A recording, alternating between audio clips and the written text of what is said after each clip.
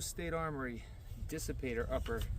This is, I have it completed. We're going to go over the parts a little bit later, just out here on the range today, getting some shots down it and getting a feel for how this gun runs.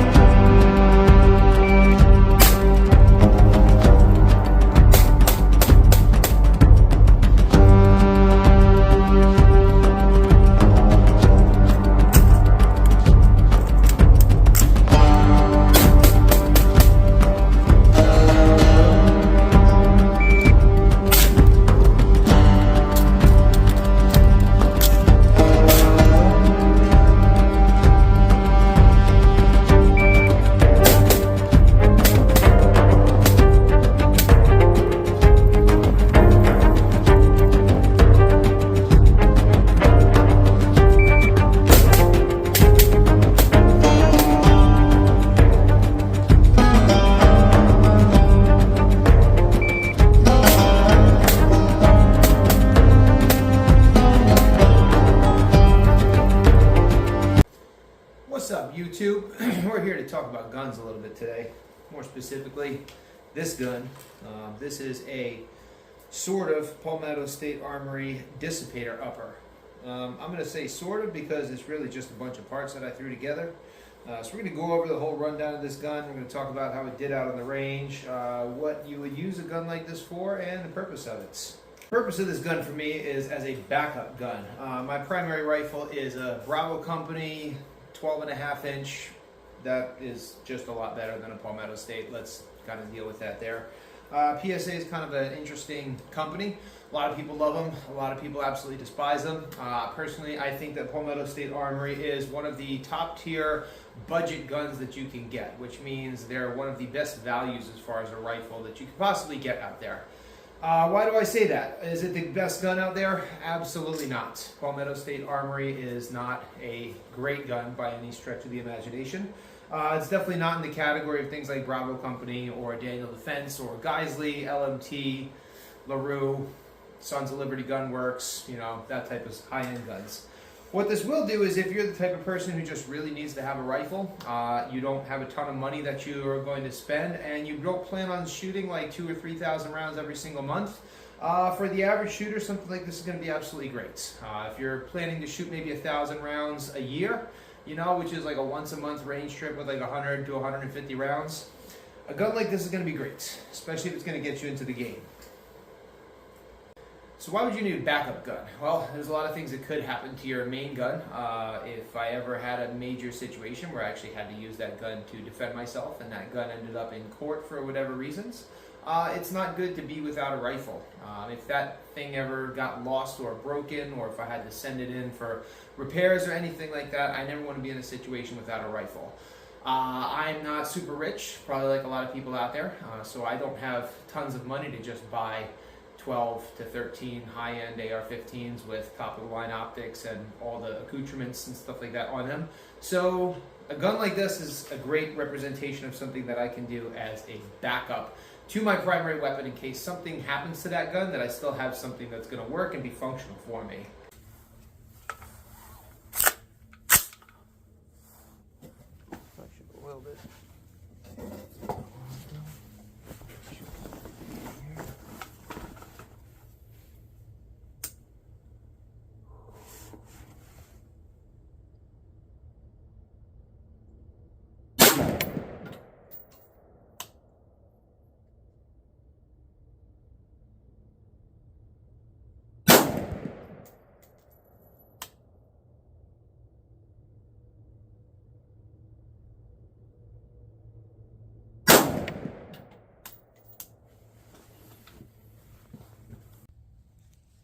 All right, so we're looking at the PSA dissipator build here, just testing it for accuracy, trying to get it zeroed here. So interesting things happen with our target over here. So first up, we had these little shots down over here. This is all just kind of me trying to figure out the zero. I had my first group right over here. We had two shots right on the rip stacked on top of each other, so that was like a super good group right there. My next one came down over here and I reversed it. My third group came up right to the center over here and put us right there. So by that point I figured, well, we're pretty well zeroed at this point. However, then I came up here, I fired my 3 shots at this first circle over here. They were under and opened up a little bit more. We had 2 and then we had 1 go way off. Shot 3 at this circle over here. 3 over here, there again, low right. So we had low right over here. I aimed for this little thing here, ended up hitting 2 shots kind of right over there. Again, a little bit low and a little bit right. Aimed at this little 1 circle, ended up hitting low right, and ended up aiming at this 5 circle down here and hit probably those 2 shots right there. So I don't know what's up with the zero. I'm going to test it one more time just because this seems like everything was pretty good, but everything else is low right. So I'm going to put it up a couple clips and see what we end up getting there.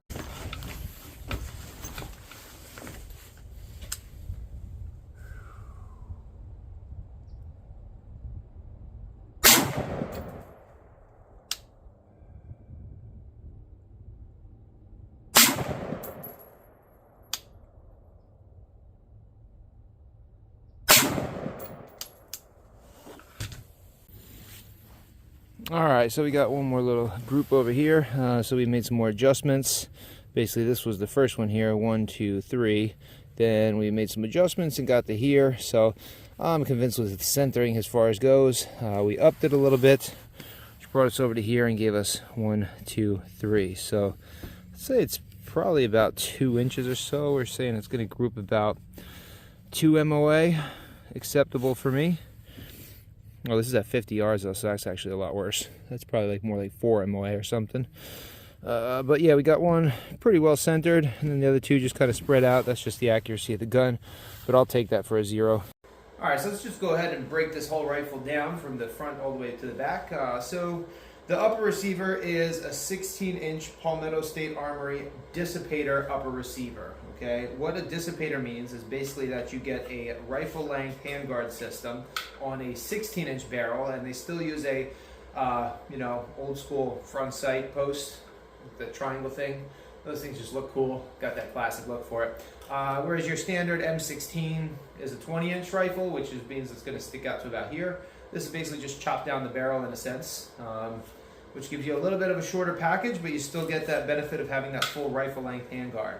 It's got a mid-length gas system inside of it, which, really a dissipator should technically have about a rifle-length gas system on a 16-inch barrel. That's what a true dissipator is. So this is kind of like a faux dissipator, or a fake one if you want to call it that.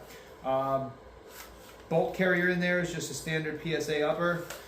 So as far as that's pretty much basically what that goes. The flash muzzle device here is just a standard bird cage, A2 flash cage type thingy. I don't know, flash suppression does that stuff nicely. Moving down, our light that we put on here. Let's go ahead and flip this around here a little bit. I'm a lefty, so you're not going to get it on that side as much. The light that we have here is an Inforce light. Why do I use an Inforce light? These things are known for being pretty sucky, right? Well, it does bright things up pretty decently. It's got about 400 lumens to it. Personally, oh, look at that, a screw basically came all the way loose during my shooting today. Interesting to note. I guess that screw right there, which I don't even know what that screw does. Oh, I guess it's the clampy thing to kind of lock that down. Yeah, interesting.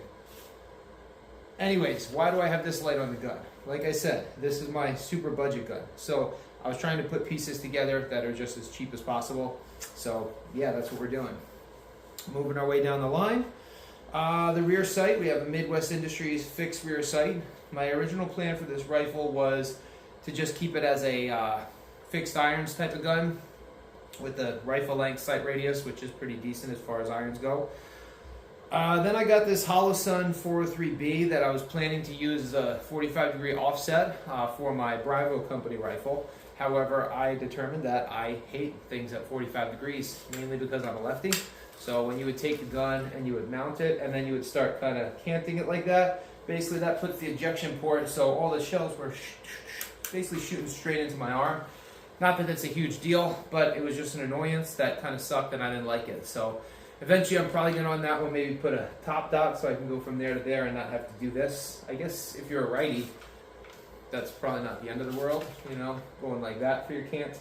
So, I don't know. That's a question for people. If you like the 45-degree offsets, question for you. Are you a right-handed person or are you a left-handed person? Are there any lefties out there that enjoy having that red dot at a 45-degree mount?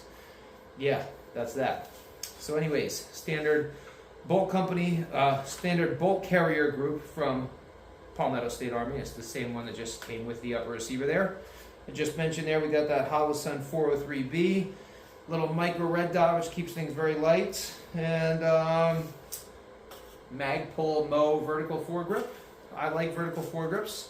In case you didn't know this, you're not supposed to hold these things like this. It really kind of acts as a hand stop, so when you get your hand in there, allows you to get your hand up over here, and just uses like a reference point to kind of be able to pull back into that a little bit too.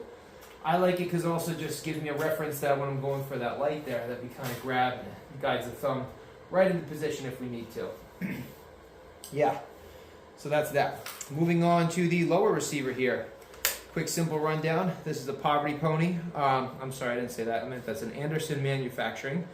The lower parts kit is the one of the nicer things on here. Basically, that's a Strike Industries lower parts kit. So it has a 45-degree ambi safety. It's got this little bit of like a extended thingy here for the bolt catch, so it's not that little tiny dot that a lot of the traditional mil-spec kits have.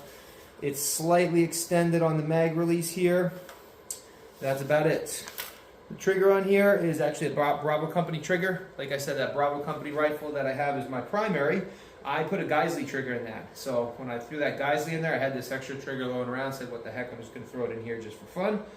Standard Magpul grip. Why is the grip black and the rest of the gun is green? Well, because I bought this lower parts kit and it came with that pistol grip. And it just happened to come with black. They didn't sell them with green. And I don't really care. The stock is a Magpul FCS stock, fixed carbine stock. I like the length in this stock. It's pretty solid. And even better is it's like 30 bucks or something like that.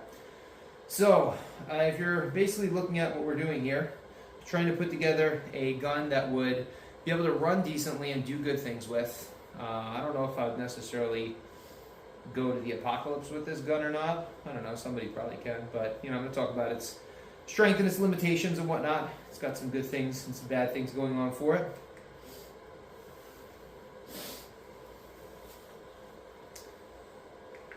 Alright, so as far as value on a gun like this goes, you know, we've broken down the price. What do you get for something like this? Alright, well, if you're the type of person who's going to go out and shoot at least 500, if not 1,000 rounds a month, this is not going to be a great gun for you. I don't know if I trust a gun like this to do extensively high round counts. I have a feeling you're just going to burn out the barrel. Today, as I was out shooting it, I was at 50 yards on a bench shooting it, so I didn't have a proper rifle rest or anything like that, but just kind of setting it out in a bag or something. I was getting about 2-inch 3-shot groups or so at 50 yards. I didn't have a chance to really test the accuracy. At some point, I'm going to take this thing out with a couple different types of ammo, maybe some 77 grain. Today I was shooting 62 grain IMI SS109, which is not horrible. It's decent. It works, but it definitely wasn't giving me the tightest groups. I'd like to see at 100 yards what I can do with some good ammo through this thing just to see what its potential for accuracy is, but I mean, for a combat fighting rifle, you know, 3-4 MOA is totally acceptable for the realms of this. Yeah, so that's pretty much that. If you need a gun and you don't have a whole lot of money to spend, I think that's where Palmetto State Armory really tends to shine. The best thing about them, there's some really, really crappy guns out there that just don't buy, because if you do, you're probably going to die. Some people just want to have a gun just to say that they have a gun. I want to have a gun that's going to work when I need it to. I found that through the today, again, this does not have a whole ton of rounds through it or anything like that yet, but I haven't had any malfunctions through something like this. So I think as long as you're not beating on the gun like retardedly hard or doing ridiculous torture tests, dragging this thing through the mud and stuff like that, it's probably going to work for you. So as a backup gun, you know, because I'm not really going to shoot this all that much, it's just going to kind of be there as a backup. As something that just kind of looks cool, it's going to totally suit that purpose. You could keep something like this as like a truck gun. I'm thinking about doing that, maybe just loading it up, keeping it stashed somewhere in my car for something like that. Or even a home defense, I think, would be pretty good here too. I like the light is not super bright, but that's going to be plenty bright enough for anything inside of my house. Red dot I think is definitely ideal for close range situations because you don't have magnification and inside of a house.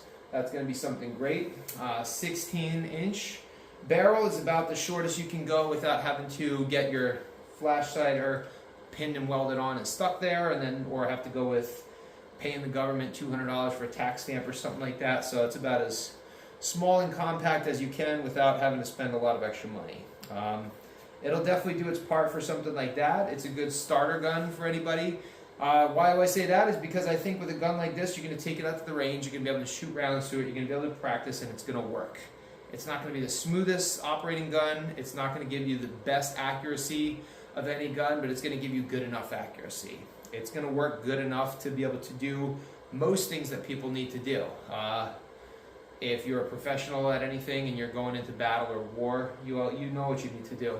You don't need to listen to a guy like me just sit here and ramble on telling you what you need to do because you're better at this than I am. This is more for new people who aren't really into guns but just think that they need to have a rifle because, I don't know, maybe you're a little scared about the way the world's going. Maybe you just think getting guns is cool, or maybe you're just a freaking American and you realize that shooting guns is about the most American thing you can do. So you want to be prepared and have something to, you know, be a real citizen and not a sheeple or something like that. I don't know, whatever you people are talking about nowadays. I think it's going to be great for purposes like that. Honestly, something about dissipators, I just dig on them. I think that they're cool. I think that they're pretty sweet looking. It was a lot of fun shooting this gun. I did enjoy it, especially I think once I adjust the sling up like that, it's going to be even better. You know, and that's pretty much about it.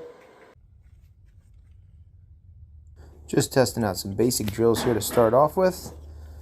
First one, we're doing ready ups from a low ready.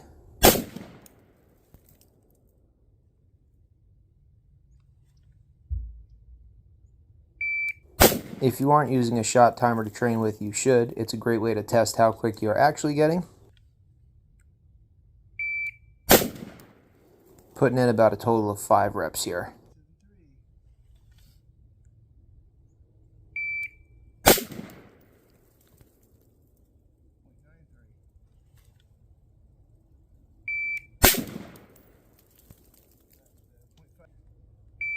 Next one is going to be 5 single shots, but starting from a high ready position.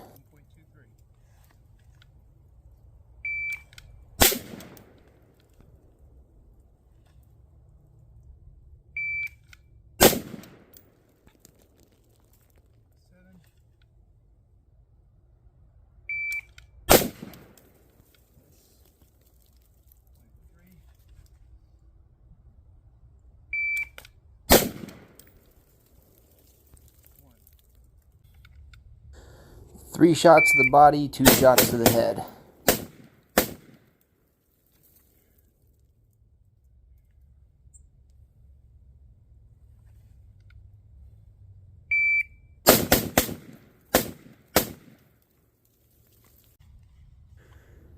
This one here is the GBRS check drill. This is my first time running this drill. You're going to shoot 1 from rifle, transition, shoot 5 with pistol, reload your rifle, and then shoot another 5 down.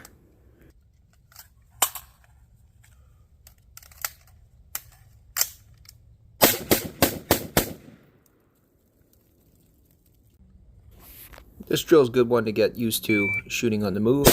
I have 2 targets set up. I'm just putting 2 in the left one, 2 in the right one, moving back and forth just while moving forward and trying to keep those sights on target while you're walking.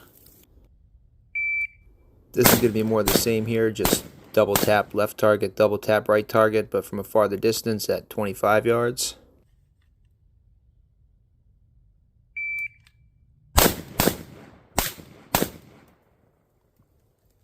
As I'm sitting here going over all this stuff, I realized that today was about the coldest day we've had down here in South Carolina in a long time. I came from New York, it was much colder out there, but we're not used to the cold down here as much.